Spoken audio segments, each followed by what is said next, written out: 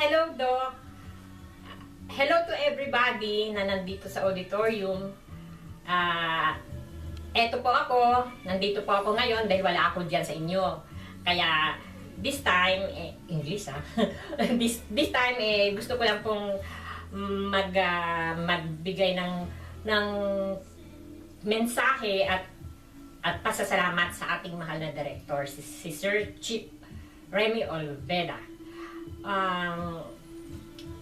Ano nga ba sasabihin ko na kasi sir, nalilimutan ko na natetense ako sa inyo. Alam mo yun, kasi lagi naman akong ganun eh. But anyway, ang tema ng programang ito at nilalaman ay nangangailangan ng patnubay at gabay ng mga empleyado ng RITM. And sir, talaga pong sobrang nagpapasalamat po ako sa